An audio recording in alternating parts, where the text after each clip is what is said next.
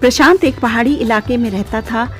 वह पढ़ाई में बहुत होशियार था, लेकिन उसका मन एकाग्र नहीं रहता था। फिर भी उसने एक इंजीनियरिंग कॉलेज में एडमिशन ले लिया था। समस्या यह थी कि उसका बचपन बहुत ही अभाव में गुजरा था। उसके माता पिता का देहांत हो गया था। इस कारण वह अपने रिश्तेदारों के यहाँ रहकर पला बढ़ा था और रिश्तेदार उस पर कुछ खास ध्यान नहीं देते थे। इस कारण उसका स्वभाव बहुत चिड़चिड़ा हो गया था। वह बहुत काबिल था, लेकिन वह अपनी ऊर्जा का सही इस्तेमाल नहीं कर पाता था। वह चिढ़ा रहता था और उसके साथ एक लड़की पढ़ती थी जिसने उसे ठुकरा दिया था। इस कारण वह बहुत दुखी रहता था। एक दिन उसका एक मित्र मिलता है और उससे कहता है कि अरे तुम अभी यहीं पढ़े हो, तुम तो इतने अच्छे हो, पढ़ाई में भी होशियार हो, तुम्हारा तो चुनाव कहीं अच्छे जगह पर हो जाना चाहिए था, तुम यहाँ पर क्या कर रहे हो। तो वह कहता है कि मेरा मन एकाग्र नहीं रहता, मैं क्या करूँ, बहुत परेशान हूँ। जो भी लड़ाई झगड़े आज तक हुए या होते हैं वो सब मेरे दिमाग पर छा जाते हैं और मैं अपनी पढ़ाई ठीक से नहीं कर पाता। मैं भी तरक्की करना चाहता हूँ, मैं भी आगे बढ़ना चाहता हूँ, लेकिन इसमें मेरा मन बीच में आ जाता है। मैं कुछ भी करने जाता हूँ, न जाने कौन मेरा पैर जैसे कोई पीछे खींच रहा हो। वह कहता है कि तुम्हें किसी मनोचिकित्सक के पास जाना चाहिए, या फिर मैं एक संत को जानता हूँ, वह बहुत अच्छी ज्ञान की बातें जानते हैं और बहुत लोगों का मार्गदर्शन करते हैं। तुम उनके पास कुछ दिन जाओ, तुम्हें ज़रूर कोई ना कोई रास्ता मिल जाएगा और तुम्हारी समस्याओं का अंत हो जाएगा। उनकी वजह से बहुत लोग अपने जीवन में प्रगति कर गए हैं। वह सोचता है कि हाँ, मुझे ऐसा ही करना चाहिए और दूसरे दिन वह उस संत के पास जाता है। जब वहाँ वह जाता है तो उनके आसपास का माहौल देखकर बहुत खुश होता है। वह देखता है कि वहाँ पर काफ़ी लोग आ जा रहे हैं और वह संत बहुत सारे लोगों की समस्याओं का समाधान भी कर रहे थे। जब वह एकांत में हो जाता है तब वह उनके पास जाकर उनसे कहता है कि मैं बहुत दुखी हूँ, क्योंकि मैं इंजीनियरिंग की पढ़ाई कर रहा हूँ, लेकिन मेरा मन एकाग्र नहीं रह पाता, मैं अपने विषय पर सही से फोकस नहीं कर पाता हूँ। और एक सहपाठी से मेरी मित्रता थी, वह मुझे अब छोड़ चुकी है और मैं यह सब बर्दाश्त नहीं कर पा रहा हूँ। ऐसा लगता है मेरा दिमाग फट जाएगा। जब मैं पढ़ने बैठता हूँ तो पुरानी बातें और जो भी कड़वी बातें हैं सब मुझ पर हावी होने लगती हैं और मैं ठीक से अपना पढ़ाई भी नहीं कर पाता हूँ। मैं बहुत परेशान हूँ, क्या मेरी समस्याओं का अंत हो सकता है। साधु समझ जाता है कि यह मेरी बात ऐसे नहीं समझ पाएगा। फिर वह उसे एक कहानी सुनाता है और कहता है कि किसी कस्बे में एक साहूकार रहता था। उसके पास धन संपत्ति की किसी तरह की कोई कमी नहीं थी, लेकिन उसके घर से हमेशा ही लड़ाई झगड़े की आवाज़ आती थी। उस घर के बाहर एक चौकीदार 24 घंटे पहरा दिया करता था। जब भी लड़ाई झगड़े होते थे, आसपास के लोग आकर उस चौकीदार से कहते थे कि तुम्हारे घर से लड़ाई की आवाज़ आ रही है। तो वह कहता था कि यह लड़ाई मैं तो नहीं कर रहा हूँ, जो चीज़ अंदर हो रही है उस पर मेरा कोई नियंत्रण नहीं है। ऐसे कई महीने बीतते हैं और लोग उसके पास हमेशा ही शिकायत लेकर आया करते थे और वह सबसे यही कहता था, देखो भाई, लड़ाई झगड़े करना बुरी बात है, मैं भी इस बात से सहमत हूँ, लेकिन मैं क्या करूँ, मैं भी इससे बहुत परेशान हूँ, इससे मेरी भी शांति भंग होती है। इसका कारण मैं तो नहीं हूँ, मैं इसके लिए क्या कर सकता हूँ, इसका कारण तो मालिक है, आप उसे जाकर समझाइए। क्योंकि गलती तो मालिक की है, वह उपद्रव करता है, शोर शराबे करता है, वह लड़ाई झगड़े करता है और जब भी उसे यह सब करने का मन करता है तो वह हवेली के बाहर आता है और उपद्रव करके वह वापस हवेली में जाकर बैठ जाता है। पड़ोसी भी उसकी बात समझ जाते हैं कि यह ठीक कह रहा है कि जब भी लड़ाई झगड़े होते हैं वह मालिक ही तो करता है।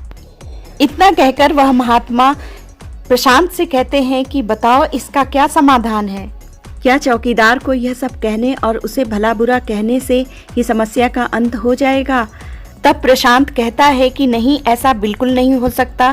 फिर वह तर्क देता है कि जिन्हें भी उस हवेली के मालिक से तकलीफ है, जो शोर शराबे करता है, लड़ाई झगड़ा करता है और लोगों की शांति को भंग करता है, उन सभी को उससे बात करनी चाहिए, तभी तो इसका समाधान निकलेगा।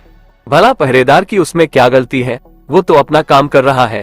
प्रशांत की बात सुनकर संत कहते हैं कि जब भी हम अपने आप को कुछ समझाने का प्रयास करते हैं तो हमें ऐसा लगता है कि अब हम समझ चुके हैं और अब हमसे कोई गलती नहीं होने वाली, और हम सोचते हैं कि अब हमारा जीवन बदल जाएगा, हम जो भी करेंगे अब वह सही होगा, सफलता प्राप्त कर ही लेंगे। लेकिन दूसरे ही पल हम यह पाते हैं कि हमारे जीवन में कोई बुनियादी बदलाव आया ही नहीं, और ऐसा केवल हमारी नासमझी के कारण होता है। हम अपने अवचेतन मन की जगह पर अपने चेतन मन को समझाने का प्रयास करते हैं और मालिक को छोड़कर हम पहरेदार से बात करते रहते हैं और उसे समझाने की कोशिश करते हैं, लेकिन हम यह भूल जाते हैं कि आखिर वह पहरेदार कर भी क्या सकता है, वह सब उसके हाथों में है ही नहीं। हमें तो अपने अवचेतन मन को समझाने की आवश्यकता है।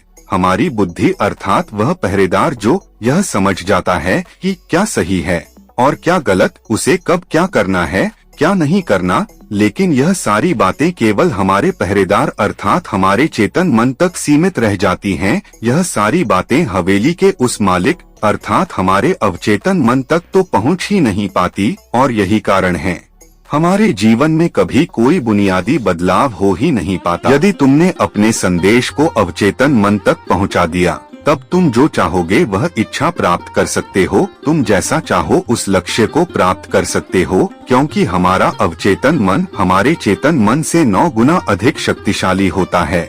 आपने कभी ना कभी यह देखा ही होगा कि एक मनोवैज्ञानिक जब किसी के मन के गुप्त रहस्य को जानने की कोशिश करता है, तब वह मनोवैज्ञानिक जब उसके मन की बात को बाहर निकलवाना चाहता है, उसके अतीत में जो भी घटना घटी है उसमें साफ साफ रूप से प्रवेश करना चाहता है, तो इसके लिए वह हिप्नोटिज्म का उपयोग करते हैं।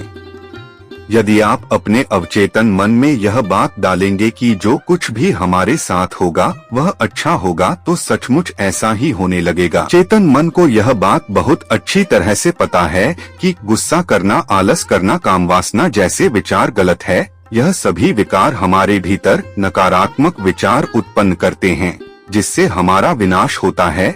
लेकिन वह कर भी क्या सकता है, वह चीज उसके हाथों में है ही नहीं, क्योंकि वह चीज वह कर ही नहीं रहा, यह तो वह अंदर बैठा मलिक कर रहा है, अर्थात हमारा अवचेतन मन, जो हमसे कोई भी कार्य बहुत ही आसानी से करवा लेता है।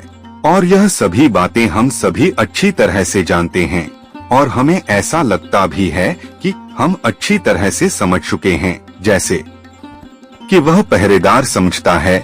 लेकिन वास्तविकता में तो इससे हमारे जीवन पर कोई भी बुनियादी फर्क नहीं पड़ता। तभी वहाँ पर दूसरी सन्यासिनी आती है और वह प्रशांत से कहती है कि तुम चिंता मत करो, तुम्हारी सभी समस्याओं का समाधान हो जाएगा, लेकिन तुम्हें इसके लिए चेतन और अवचेतन मन को बहुत बारीकी से समझना होगा, उसी से तुम अपनी समस्याओं को दूर कर सकोगे। अवचेतन मन तक संदेश पहुंचाने के लिए अगर आपको कोई चीज़ पानी है तो आपको उस चीज़ को मंत्र की तरह मन में दोहराना होगा, और ऐसा 28 दिन तक करना होगा। अगर आपको कोई कहे कि इससे कुछ नहीं होगा, इससे कोई फ़र्क नहीं पड़ने वाला है, तो ये सब बेकार की बातें हैं, तो आप उसकी बातों पर यकीन मत करें, क्योंकि यदि कोई बात आप मंत्र की तरह दोहराते हैं, वह मंत्र अर्थात वो बातें हमारे अवचेतन मन तक पहुंच जाती हैं। और एक बार यदि आपकी बात आपके अवचेतन मन तक पहुंच गई तो आप दुनिया की कोई भी चीज़ प्राप्त कर सकते हैं, बड़े से बड़ा लक्ष्य हासिल कर सकते हैं। इसके लिए अभ्यास करना होगा। अभ्यास यह करना होगा कि जब हम सोने लगे तो बिस्तर पर लेटने पर और नींद आने से पहले हमें 10-15 बार वह बात दोहरानी होगी जिसे हम प्राप्त करना चाहते हैं। और इस प्रकार सोचते सोचते नींद आ जाए और हम गहरी नींद में चले जाएं। हमारा अवचेतन मन कभी भी नहीं सोता है, वह 24 घंटे 365 दिन काम करता रहता है। सोते समय चेतन मन शांत रहता है और वह तर्क वितर्क नहीं करता, और हमारा अवचेतन मन उस समय जागता रहता है और वह उस समय बहुत ही शक्तिशाली रहता है। रात में सोते समय जो भी बात आप अपने मन में डालते हैं आप वैसे ही बनने लगते हैं। अगर हम रात को सोते समय कोई सकारात्मक बात सोचकर सोते हैं तो हमारा दूसरे दिन मन बहुत अच्छा रहता है, हमें हर तरह सकारात्मक चीज़ें दिखाई देने लगती हैं।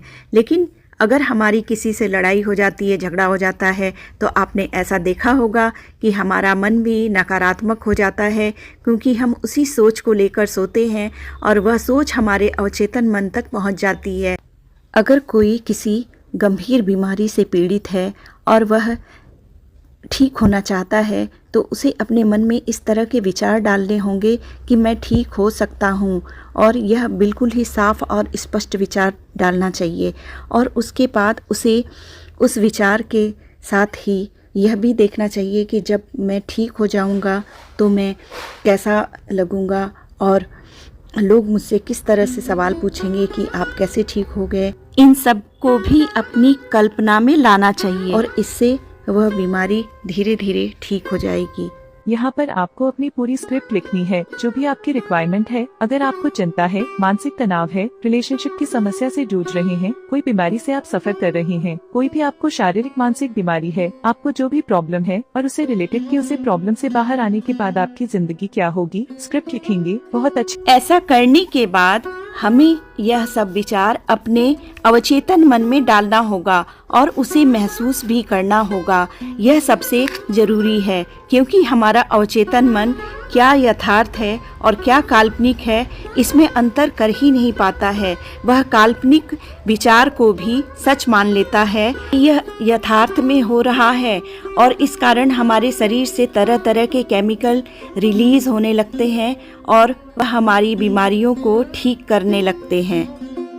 जिस तरह से बाहर का इन्वायरमेंट हमारे मूड को चेंज करता है, इसी तरह से हम अपने विचार से, अपने थॉट से, अपने अंदर के इन्वायरमेंट के चेंज होने से, हमारे अंदर तरह तरह के केमिकल रिलीज़ होने से हमारी बीमारियां ठीक होने लगती हैं, क्योंकि वह सब हमारे सकारात्मक सोच के कारण होता है, जो कि जीवन के लिए बहुत ज़रूरी है। क्या आपको शक है कि यह होगा या नहीं होगा? तो यकीन मानिए यह नहीं होगा। अपने अवचेतन मन को इस्तेमाल करने के लिए पहले उसे समझाना बहुत जरूरी है। शुरू में हो सकता है कि आपका चेतन मन लॉजिक ढूंढेगा और आपको कई बहाने भी दिखाएगी, परिस्थितियों का बहाना, लोगों का बहाना, समाज का बहाना। किंतु यदि आपकी इच्छा शक्ति इन बहानों से अधिक शक्तिशाली होगी तो आप इन पर ध्यान नहीं देंगे।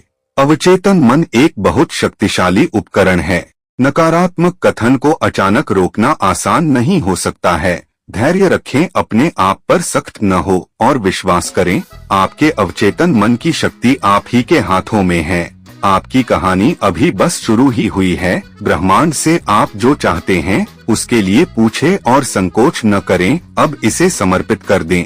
खुश रहे और विश्वास करें कि मेरे साथ केवल बेहतरीन ही होगा, क्योंकि मुझे अपने आप पर विश्वास है।